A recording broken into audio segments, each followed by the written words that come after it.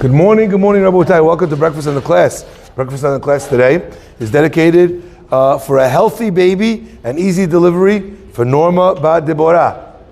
Be'ezrat Hashem, should be zochet to see this child and other children and have nachat from all of your kids. Breakfast in the Class is dedicated in honor of her mother, Sarah, by her daughter, Daniela Zentuni. Just like Sarah Yemenu, your faith and strength inspire me every day.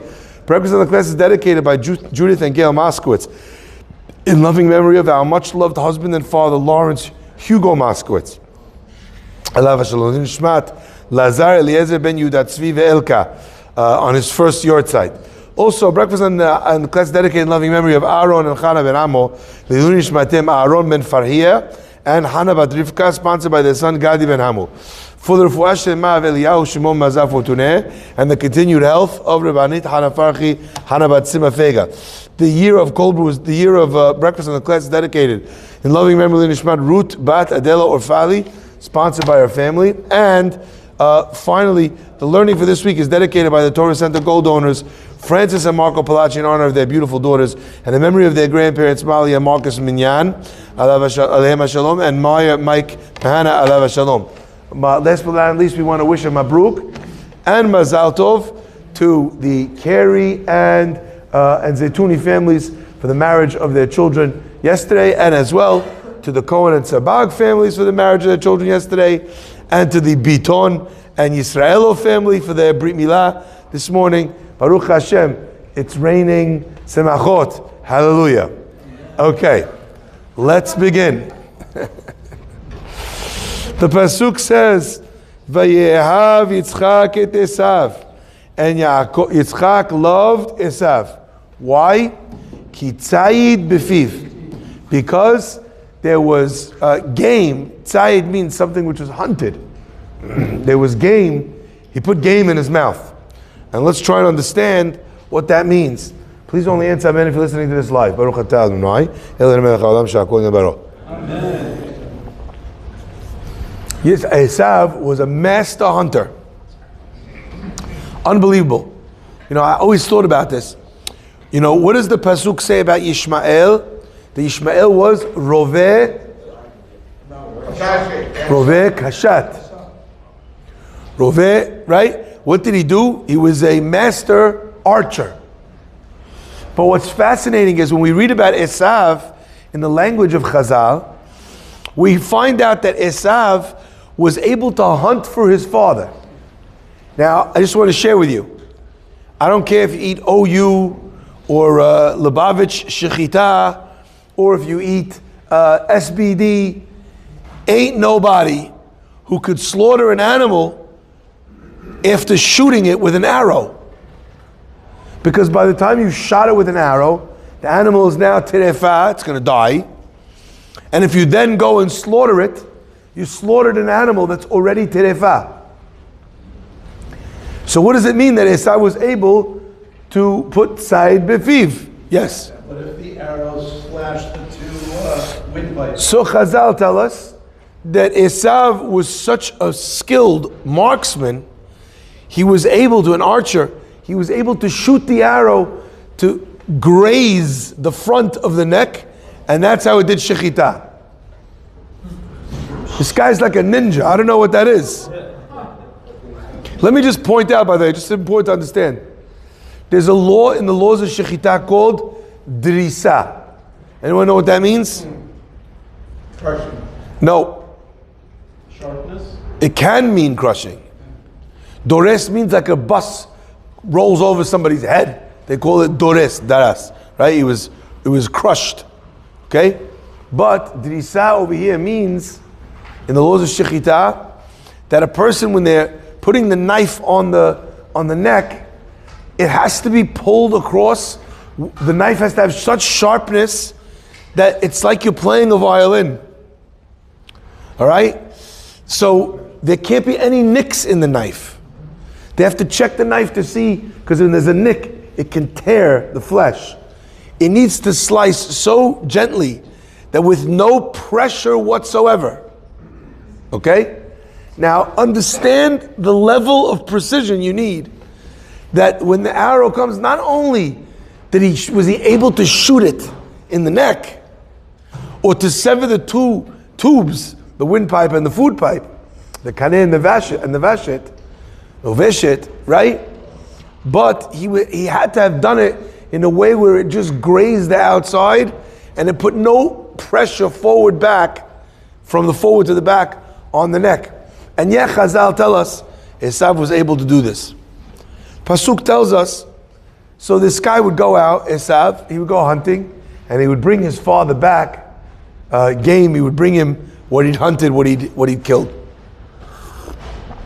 Now, my friends, the pasuk says about that Yitzchak loved Esav, kitzayid befiv. Later on, when he's going to give him the berachot, what does he say to his son? He says, "Go out, vitzuda litzayid, and hunt for me some game. And what's going to happen after you hunt for me that game? I'll give you a beracha, but not with my mouth. Leman tivarechecha nafshi, in order that I should bless you from my soul." So the question is, I titled this class Toldot, semicolon? No. What's the one with the two dots? Colon. Okay? Oh wow, unbelievable. I just reminded me, someone messaged me this morning that they're going in for surgery, for colon cancer surgery today. So on the note of colon, we wish you refuah shlema bikarov mamash l'tachzireh le'etaneo harishon inshallah. Okay. So my friends, I called the class Toldot, colon, I love Shwarma. Trying to imagine for 1 minute, you're talking to me, right? Talking to me, I tell you, look, fantastic, I love reserve cut, to have this kind of steak, that kind of thing, amazing. Bonito, this place, unbelievable, Barnea, I'm going, Wall Street Grill. You can have a conversation with me like that. I'm a regular guy. I just happen to be a rabbi. But I want you to imagine how Ovadia Yosef was sitting here. Okay? Alav Shalom. With his beautiful turban, with his magnificent robes, sitting here like this. Imagine the Hafetz Chaim is here. And he says, listen, you don't know, they have truffle fries to die for. In fact, I wrote about it in my book, Hafetz Chaim, page 75. Well, I didn't write about it, but you see the oil smudge on the... That was kind of lick before I turned the page. Truffle fries are amazing. You'd never have that conversation with the Hafetz Chaim, right? And if you did, you'd think that something was really weird, correct? Forget the Hafetz Chaim. Imagine you had the conversation with Shmuel HaNavi. Imagine you had the conversation with Rabbi Akiva. It's never happening. They were not people who were of this world in that level. That's not who they were. I want to share with you a very powerful idea that I read.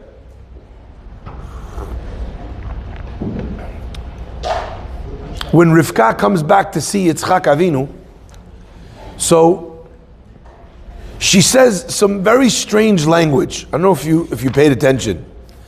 As they come back, she sees that there's a man walking in the field. Yitzchak went out to pray mincha, and they're approaching on their camel, on the camel express. Vatomer el ha'eved, she says to the servant, Mi ha'ish halazeh? Who is this man? Ha'holech b'sadeh, who's walking in the field likratenu, towards us. Yomer ha'eved hu adoni, that is my master Yitzchak. Vatikach hatzayif atitkas, and she covered herself with her kerchief. The Chachamim ask, it's a strange thing. Had Rivka never seen people? Why she asked? She asked about on the journey from Padan Aram back home, every man that passed, she says, who's that guy? Who's that guy? What is she, a dating app? What's going on? Chazal says something wild, which has many layers of understanding, from the most Kabbalistic to what we're going to talk about today. Chachamim say that she saw Yitzchak walking upside down. His legs were up and his head was down.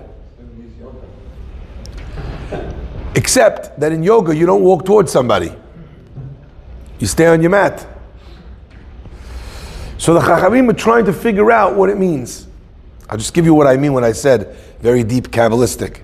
There's one opinion that says that when Yitzhak Avinu passed away, when Yitzhak Avinu was on the Akedah, he passed away. Different opinions how. Either from the fear, he had like a heart attack, he stopped existing and Hashem needed to bring him back to life. Another opinion is that Avraham Avinu had the knife on his neck, and in the process, Yitzhak Avinu was injured, was maimed. And the Zohar says that he went to Gan Eden, and he was in Gan Eden for 3 years. Wild understanding, whatever that means. So I always thought to myself, they say Einstein taught about the theory of relativity of time. Maybe it wasn't 3 years in Abraham's experience of the time, because time moves differently in a place where there is no time. I'm not sure. That's just a little, so what does 3 years mean? But either way, different opinions as to what that means. That's why later on when Esav comes during the Berachah, Yitzchak says to Esav, wow, you smell like Gan Eden. How do you know what Gan Eden smells like? According to the Zohar, because he'd been there. Okay? So that's the Kabbalistic understanding. So why is he walking upside down? The Gemara tells us that when there was a rabbi who passed away, and he came back to life, they revived him, and they said, what did you see in the next world? He said, I saw Elyonim lemata, the Tahtonim lemala, that the world up there is an upside down world. So when Yitzhak Avinu came back from it, he was upside down. That's a very Kabbalistic understanding. However, the rabbis give us another understanding about what that means. Rivka looked at Yitzhak, never mind that he this, that, Gan Eden, he died, forget all that. There's a pasuk that says, Vayasem laderech pe'amav, and he placed his feet, his footsteps, to the road. Some people, their journey, their steps, their walking, takes them from one store to the next. Some people takes them from one football game to the baseball game. Some people go from one restaurant to another restaurant. Their journey, their walkings are of this earth. Yitzhak Avinu, every step he took was only really in Shamayim, was only towards his aim in heaven. That was where he lived. He was a person of the highest, immense human power of self-control, to the point where it's not even, again, I just always point this out, the Akedah is called a test for Avraham. The Chachamim say for Yitzchak, it wasn't even a test. I don't know who this guy is. That Akedah is not even a test for him. Never mind that he passes it. It wasn't even a question. It was not a test for Yitzchak. As the Pasuk says, V'ha Elohim nisa et Avraham. That's who Yitzchak is. And then we come to this week's parasha, and we're like, and Yitzchak loved Esav. You know why? The Shwarma, chef's kiss. I don't know if I could do that now that Tommy DeVito's back. My friends, what does that mean? What does this mean? So I want to read you something that I saw. You know when you read something, I don't know if this happens to you, but sometimes I'm learning Torah, and I'll read something, and it's so beautiful, I feel like I want to cry.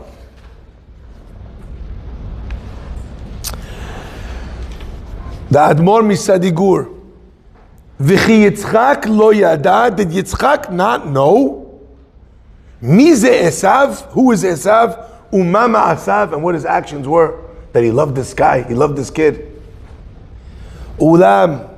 However, kedei lekarev oto. In order to bring him close. Ulehit karev elav. And in order to make himself close to the other, to Esav. Haya al Yitzchak le'ehov et hatzayid. Yitzchak needed to start to love Shwarma. Yitzchak could not care less about Shwarma. He walks in another world. His thoughts, his process, his aim, his vision, his ideals, his goals, it's all from there. Nothing from this world interests him whatsoever. But my friends, he has a son, and the son is out to lunch, and he's doing more averot than you could ever imagine. And he looks at this boy, and he has nothing in common with this kid. And he has no conversation with him. And all of a sudden, Yitzchak understands, and one day, on some bright morning, Yitzchak realizes, you know something? I love shawarma. Not because he cares about shawarma. What does he care about? His son, the relationship. My friends, you know what brought me to tears? Not only that Yitzchak developed a love for something that he couldn't care less about. But look at these words one more time. Didn't he know who he was? Ulam kedei lekarev oto. In order to bring him back. That's not where it ends. Ulehitkarev elav.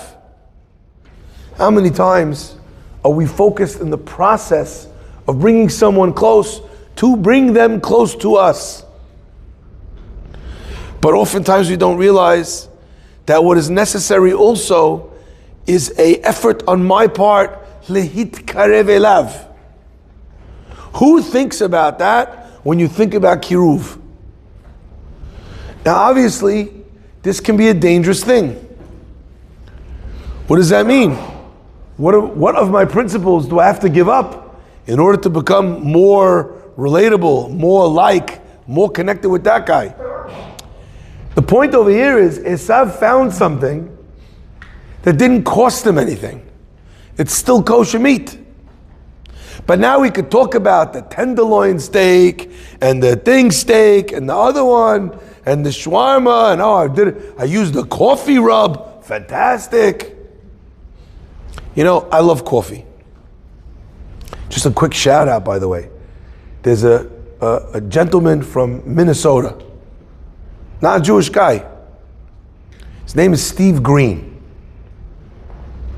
Lovely guy. Somehow he found breakfast on the class. He started listening. He said it changed his life and his family's life, and it's really helped them and raised their spirituality, and he shared it with everyone in his community. Breakfast on the class. So, he runs a company called Mill City Roasters, and he said he would like to donate the coffee for an entire year to the Beit Knesset. My friends, I want you to understand, this is a guy who, this is what he's passionate about. Coffee. So how does he give? He could have written a check to the Beit Knesset. You know something? I like the class. Rabbi, fantastic. I'm very impressed with you, Steve Green, and I want you to know when you hear this class. You could have just written a check like a regular guy would. But when a person wants to give to somebody, you give in the currency of your own love. Yitzhak Avinu wants his son to learn and to improve. But he knows that he and his son are in such different universes. So what? His son's going to do something nice for him, and then how does he respond? How does he reciprocate? In the process of giving with love, you have to be true to that. It has to be real for you. I'll give you an example. There was a rabbi, his name was Rabbi Shlomo Freifeld. I always love sharing this. Rav Noach Orlowek, Hashem Yishmereh V'chayo, came to stay by my house in London. By the way, what an interesting person. What a fantastic person. It's like, you look at him and you think regular rabbi from Bnei Brak. That's the vibes. But then you hear, he's such an interesting person. He came to the house, he says, listen, if you could just bring to the room, I need some weights, and if there's any way we can arrange a treadmill. The health is very important. A person should never take off a day of health. You don't get rabbis that are like so locked in. This is the right thing, so I don't care if it sounds rabbi-ish. This is what I need for, He didn't care about the food, he cared about being properly healthy, about giving as many classes as he could. It was a remarkable experience. Anyway, you know what he bought me as a gift? Not coffee. He bought me a book about Rabbi Shlomo Freifeld. I said, that's so nice of you. Thank you so much. Why did you choose this book to give me? He says, look at the book on the side. I want you to put it on the shelf. I said, okay. I put the book on the shelf. You know what the name of the book is? Reb Shlomo. He says, now, every time you look at your shelf, you'll know that one day they're going to write a book about you. Reb Shlomo. And then you'll think before you do things. And you'll strive for greatness. Because there's a book on your shelf. I was like, you just want to remind me that I'm going to die someday, then write a book about me? You could have just bought me, instead of a book, buy me like a little wooden MIDI coffin. I'll put it on the pretty fun. I'll tell you, I read that book, Rav Shlomo. I became a student of Rav Shlomo Freifeld 18 years after he died. And one of the stories that made him make me one of my rabbis. Made me make him one of my rabbis. There was a young man whose mother was Jewish, but whose father was Native American. Okay? Just to be clear, Native American does not mean KKK white guy who thinks that they're the real Americans. Native Americans means the people that were here before us, before the Europeans came to America. Okay? They were the people that welcomed everyone on Thanksgiving, not knowing what they were bringing into the hen house. Okay? So this guy is Native American. So he comes into the rabbi. He doesn't really have much to talk to him about. The rabbi says, I'm fascinated actually by Native American culture. He says, really? He says, yeah, I always love learning about running bull and flying eagle and mabaref, dancing bear. Right? That might be the Shpali or Zeta. But either way, I'm fascinated. The Cherokee Indians and I don't know, other ones. Right? The other Indians. Right? Fascinates me, he says. And the boy says, oh really? That's so nice. And he starts telling him all about his family, his culture, and he comes from a chief. And the chief used to do the rain dance and mabaref, all the things he's doing. Unbelievable. The rabbi says, you know what? I'd love to carry on this conversation. Maybe, why don't you come back next week? And we could talk more about it. Anyway, the kid leaves, comes back. They have a great conversation. Again, he can't believe the rabbi is so interested in his non-Jewish history. A lot of times what the rabbi will do, he'll be like, so who is your Zayda? No, from the other side. Right? You try and make the guy connect with his Jewish side more, right? Here the rabbi, anyway, they have another great conversation. The third time, the guy gets to the office, and the secretary says, the rabbi's not here yet. Why don't you go sit in his office, wait for him, he'll be in a few minutes. The boy goes into the office. He sits down, and he's sitting there on the side of the desk waiting for the rabbi to come. All of a sudden he notices, underneath the desk, there's something brightly colored. He looks around the desk. He sees on the floor under the desk is a book, bright colors, the history of Native Americans in America. A outline of all the Rabbi had no idea and no interest in Native Americans. But this was a boy who felt like he didn't know what his place was. It's true he was Jewish from his mother's side, but on this other side, he was Indian. And he felt less than because of it. So he wouldn't even begin the engagement process because he felt less than. And the rabbi figured out that this was his thing. This was what he needed. This was where the warmth was necessary. So what did he do? He started to learn. But my friends, after seeing what the Sadiger Rebbe said today, I realized that I didn't understand Rav Shlomo until today. It's not that the rabbi didn't care. And then he went out and he got a book. And then he learned everything so he could have the conversation in order to trick the guy into the Bet Midrash. Rav Shlomo Freifeld developed a love for Native American culture and history. On what day? On the day that his student needed him to appreciate, honor, and respect that culture and its history. Vayehav Yitzchak et Esav, ki tzayid befiv. What a magnificent idea.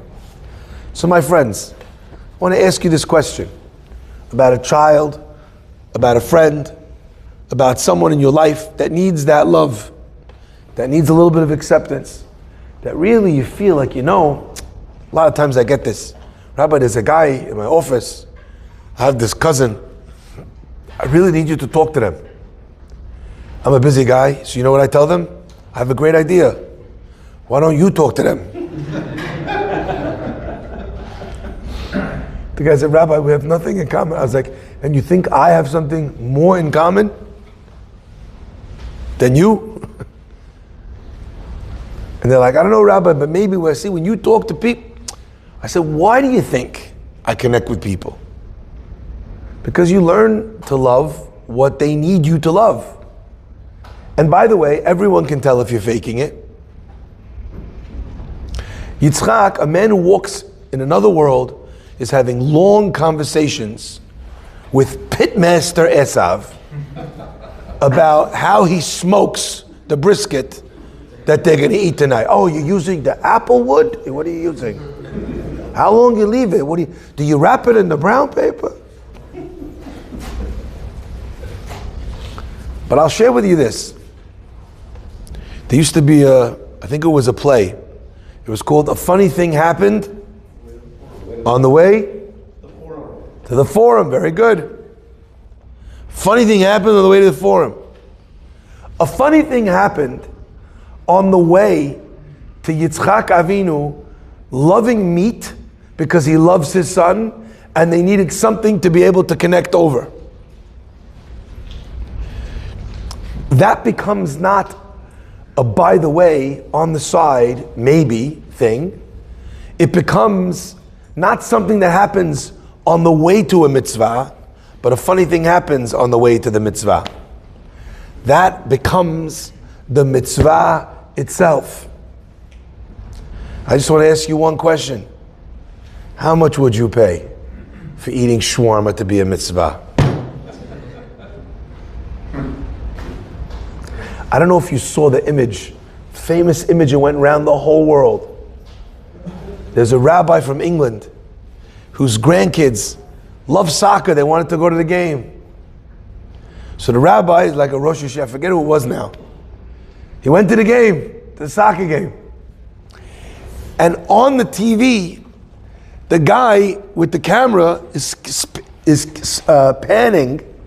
All of a sudden he sees an old rabbi sitting there with his scarf on in the stands. Everyone's going Majnun, singing all sorts of crazy things.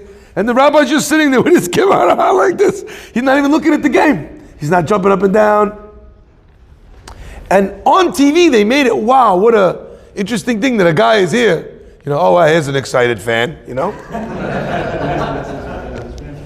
The most beautiful thing in the world is that here's a rabbi who, where does he walk? He walks in the heavens. He came with his book. He never left his book.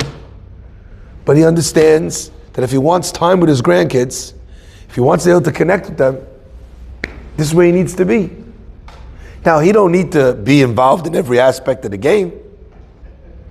I don't think Yitzchak Avinu needs to be setting up the Shwarma rotisserie. Right? But he needed to be there for when they said to him, Grandpa, wasn't that amazing? And he's like, yeah, that Rashi was fantastic. He needed to be there. He needed to be son, grandson adjacent. My friends, what a beautiful mitzvah that can be. And it's amazing how, in order to do that, you don't actually have to let down your own principles, your own values. A person, if they spend a little bit of time, can find a way of doing this in a way which is me'al u'me'ever, above and beyond. I just want to give a beracha because I believe that this is a generation that needs it more than any before it. A beracha. Because let me say first why I'm saying that, because people say that a lot. In generations prior, a father and his son lived very much the same life. Father was a farmer, kid's a farmer. Father was a wood cutter, right? Wood chopper, kid's a wood chopper. They live in the same world. The fact that one is 20, 30 years older than the other meant no difference. Today, a father and his son, or a mother and their daughter, are growing up not in a different world, in two different universes. Okay, and if you think I'm wrong, then, I mean, maybe you live in a very isolated, in a Hasidic community, maybe that pushed everything out to the outside successfully thus far, maybe that's not the case. But in the vast majority of the world, if you think I'm wrong, then you don't actually realize how far you are from your children. There's a chasm, and it needs to be bridged. And unless you figure out how to do what Yitzchak Avinu did, there's no conversation. I mean, they might do what you want them to do for long enough because they're in your house. But how do you transfer the values when the values are being held up in a world that doesn't look anything like yours? In those moments, a person needs to figure out how ulam kedeh lekarev oto ulehitkarev elav. You're figuring out and understanding and trying to be a part of their world. Baruch Hanei Le'olam. Amen ve'amen. Rabbi Chananya.